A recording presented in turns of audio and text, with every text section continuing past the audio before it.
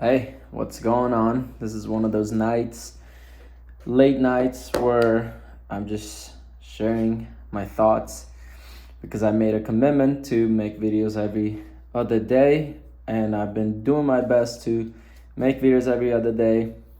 There's a time where I missed a few days, but I wanted to talk about the grind. The reason I call it the grind because I appreciate this time of not being in mansions, not being in the super expensive cars. And I know very soon I'll be in all of that.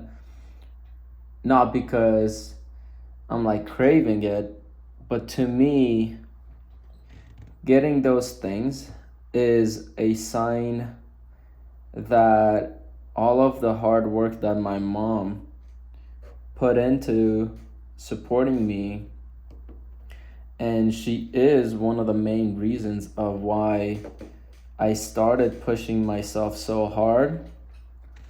But now it's obviously bigger than just my mom. Now I want to have a big impact in the world because of what I've seen I was able to do just here locally with the tools I've been using, with the mentorships and providing those for other people. But I want to share a story that I don't know if my mom is even watching this or who's watching this. But I remember the moment where, things shifted within me, because I was a very, you know, I was a kid that, that's best way to put it is, didn't have any willpower. I would, just like most people, not have a big purpose, not even have any real purpose. I would watch Netflix all day, every day. Didn't have any money in my bank account. The bank account I even had was like a shared checking account with my mom, and I never really spent money in that.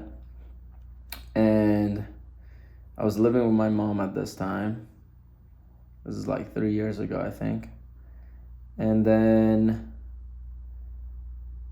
no relationship. I didn't have many friends. I didn't have the community that I've built at this point. I didn't have any of that. And I remember one day woke up at like 11 in the morning or something, like very late. I used to wake up very late. And normally I would hear like my mom in the kitchen, or I would hear something, but that morning it's like I didn't hear anything. And then when I got out of the room, it's like I heard her making noises of like, as if like she was struggling or something in the room. And I remember going in there, and she was like curled up like a ball, and she was in so much pain that she could barely speak. I found out that from the night before, I think she had the pain for whatever reason it was. I don't know. She didn't know, but she had not been able to eat anything. And I remember she was like, "Hey, can you take me to an emergency room?" So, I carried her. She could barely even stand because of the pain she was in. And I took her to the car. And at that time, I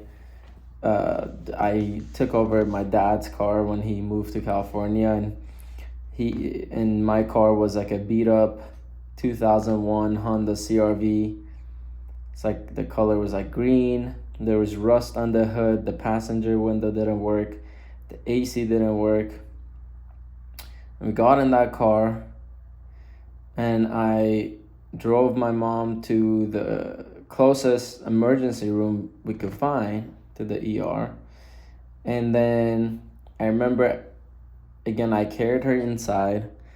And first thing she did, as soon as she got to the receptionist, her first words were, "How much is this gonna be?" and and it's like she didn't even care about her pain, how they could remove the pain. All she was worried about is how much even the checkup was going to be, because it's like we barely had any money. We had enough just to pay for the rent. And I remember the lady was like, well, anything you do at an ER, even the basic stuff, is going to be over $1,000. And I remember my mom saying, okay, thank you, we cannot afford it. And so I had to watch my mom in pain again walk out of that hospital. It wasn't a hospital, it was a small ER.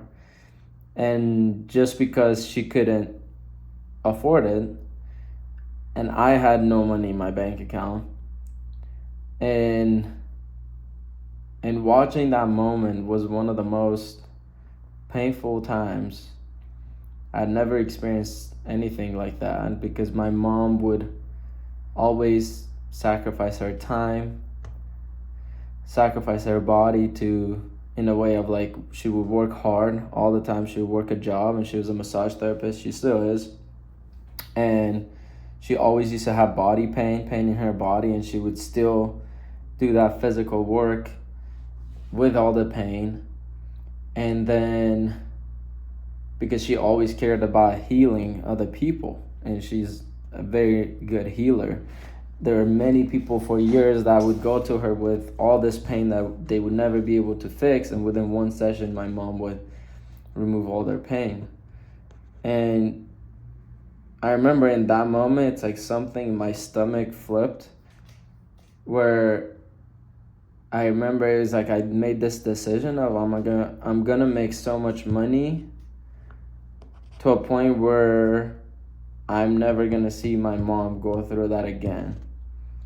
And I'm not gonna let her suffer, because she suffered her whole life just to protect me, just to make sure that I have a positive mindset. She poured every single penny she would make into me, to buy courses, to buy things to learn, to educate myself.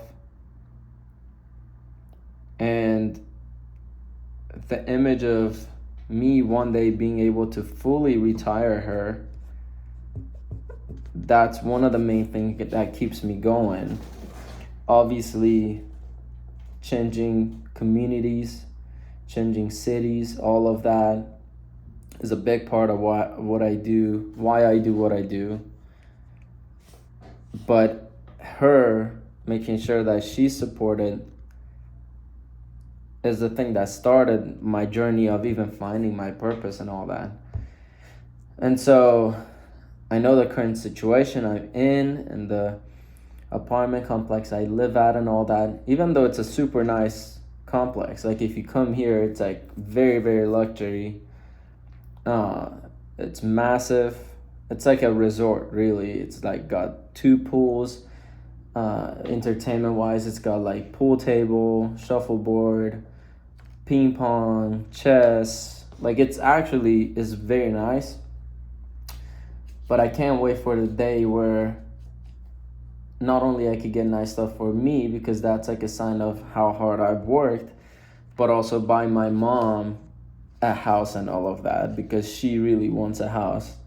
She's like saving every dollar she has to get some sort of a house, and to be able to at some point get her a house that she really likes. That's something that pushes me every day. And I don't share this that often. But I'm capturing all my journey, all my memory, everything here for you guys to be able to see all of that. And it'll be a cool thing to look back and know, okay, all the hard work I've put in is starting to actually pay off big time. And so I just can't wait for that day. And if you want to start your journey, You have to find that why. And if you don't know where to start, you could always reach out to me. And my goal is one day to be that one friend that everyone wish they had, but they don't have. And doesn't matter how busy I get, doesn't matter how many people I support, I'm always going to do my best to connect with more and more people. And already there are people reaching out from these videos, which is crazy because I only have like 500 something subscribers. But even from that, people are reaching out and they're resonating. So it's cool. I'm doing this because I want to get to know more people. And hopefully I get to meet you one day and we could have a cool, deep conversation. But yeah, just wanted to share my thoughts and see you in the next one. Bye.